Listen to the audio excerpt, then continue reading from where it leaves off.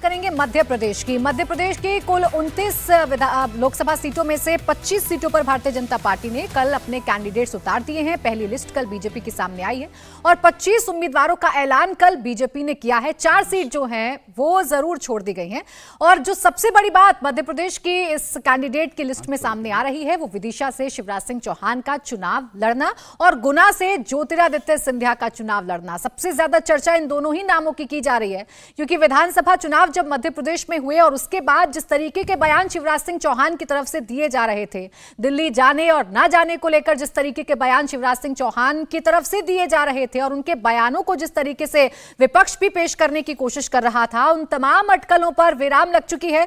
अब शिवराज सिंह चौहान दिल्ली आ रहे हैं, दिल्ली में उनकी कोई भूमिका तय की जाएगी ये तो बिल्कुल स्पष्ट हो चुका है। विदिशा से उनको चुनाव लड़वाया जाएगा और गुना सीट को लेकर भी सबसे ज्यादा चर्चा की जा रही थी क्योंकि पिछली बार डॉक्टर केपी यादव ने एक बड़े मार्जिन से हराया था ज्योतिरादित्य सिंधिया को। इस बार माना जा रहा था कि इन दोनों के बीच सीट फंस सकती है, लेकिन यहां ज्योतिरादित्य सिंधिया को तरजीह दी गई है और उन्हें चुनावी मैदान में उतारा गया है। इसके अलावा 6 ऐसे सिटिंग सांसद हैं जिनके टिकट मध्य प्रदेश में काटे गए हैं और जो हारे हुए प्रत्याशी हैं विधानसभा चुनावों में, जिन केंद्रीय मंत्रियों को, जिन सांसदों को विधायकी का चुनाव लड़ाया गया था वो हार गए, जिसमें फग्गन सिंह कुलस्ते हैं और इसके साथ ही साथ गणेश सिंह हैं। उन्हें एक बार फिर से मौका दिया गया है, उन्हें एक बार फिर से इस चुनावी लिस्ट में शामिल किया गया है।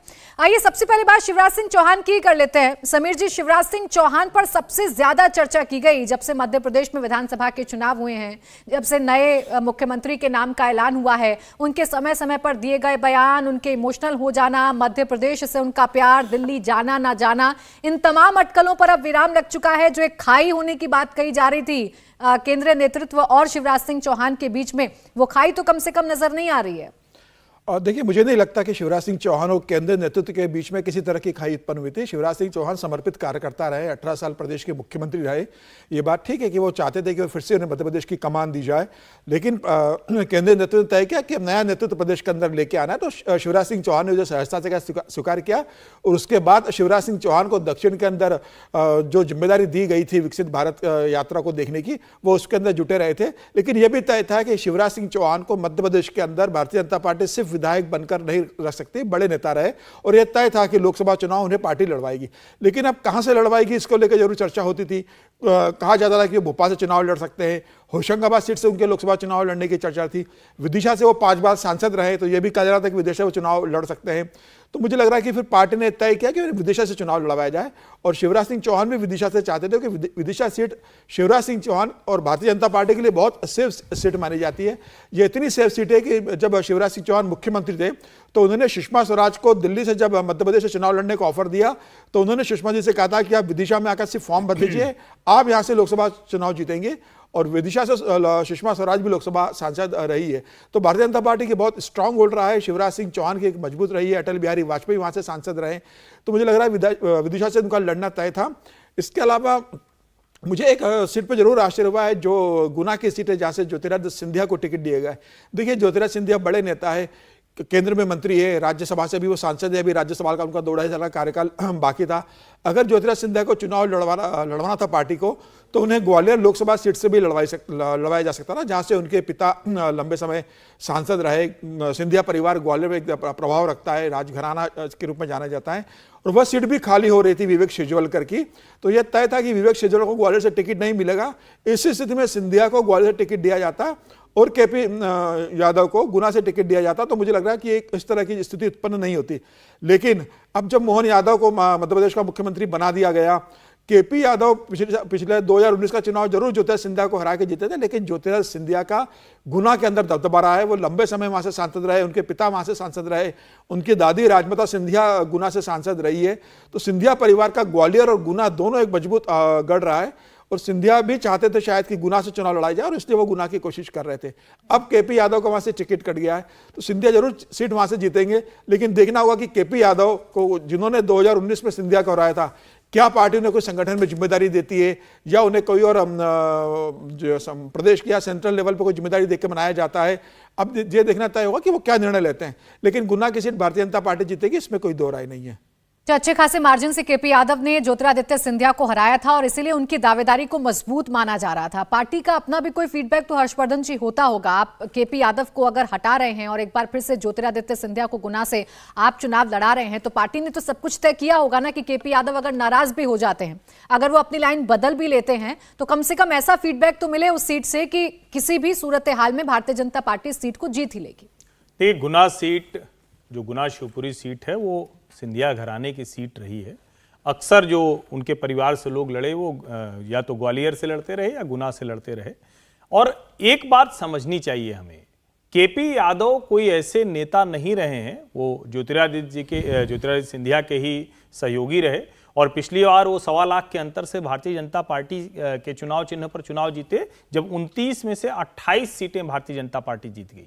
लेकिन क्या 28 सीटों पर फिर से वही प्रत्याशी चुनाव जीत पाएंगे? इसका जवाब नहीं में है। और शायद यही वजह है कि भारतीय जनता पार्टी ने प्रत्याशियों में बदलाव किया।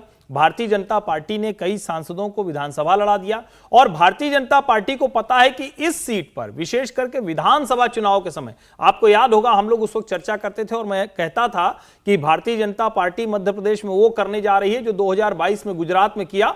तब ज्यादातर लोग उसके विपक्ष में खड़े नजर आते थे। बहुत से लोग कहते थे कि अभी तो थोड़ा चुनाव चढ़ा है, अभी तो चढ़ेगा। और तब मैं एक बात और जोड़ता था कि ये जो ग्वालियर चंबल का इलाका है, यहां पहली बार इस तरह की मेहनत ज्योतिरादित्य सिंधिया कर रहे हैं।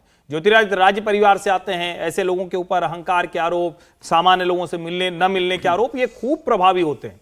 लेकिन जो विधानसभा चुनाव में मेहनत की है, उसका जो फीडबैक अमित शाह और नरेंद्र मोदी के पास है। आपको याद होगा सिंधिया स्कूल के सालाना वो जो वार्षिक कार्यक्रम था, उसमें प्रधानमंत्री नरेंद्र मोदी गए थे और उससे बहुत तय हो गया था कि जो कुछ होगा वो यहां ज्योतिरादित्य सिंधिया की मर्जी से ही होगा। ऐसे में पार्टी को लगा कि यह बेहतर होगा कि सिंधिया यहां से चुनाव लड़े, आसपास की सीटों पर भी प्रभाव होगा। केपी यादव को शायद कुछ और राजनीतिक तौर पर एडजस्ट करने की तैयारी होगी और केपी यादव को भी यह पता है कि ऐसा नहीं हो सकता कि वो अपने बूते पर वहां का समीकरण बहुत ज्यादा बदल सके, चुनाव की जीत हार वो तय कर सके। ऐसा तो नहीं होने वाला है। देखिए, मध्य प्रदेश की अगर आप लिस्ट को देखेंगे तो 24 उम्मीदवारों के नाम का ऐलान किया गया है। 6 सांसद हैं जिनके टिकट को काटा गया है और 5 सीट ऐसी हैं जिन्हें फिलहाल छोड़ दिया गया है, जिसमें एक छिंदवाड़ा भी शामिल है। ये 5 सीट क्यों छोड़ी गई हैं, इस पर भी चर्चा करेंगे। लेकिन जो नाम इसमें देखने को मिल रहे हैं राहुल जी, वो नाम भी हैं जिन्हें बड़ी जिम्मेदारी दी गई, जिन्हें सांसदी छुड़वाकर विधायकी का चुनाव लड़वाया गया। फग्गन सिंह कुलस्ते और गणेश सिंह, उन्हें एक बार फिर से मौका दिया गया है। मंडला से एक बार फिर फग्गन सिंह कुलस्ते को चुनावी मैदान में उतारा गया है और एक बार फिर उन्हें सांसदी का चुनाव लड़वाया जा रहा है।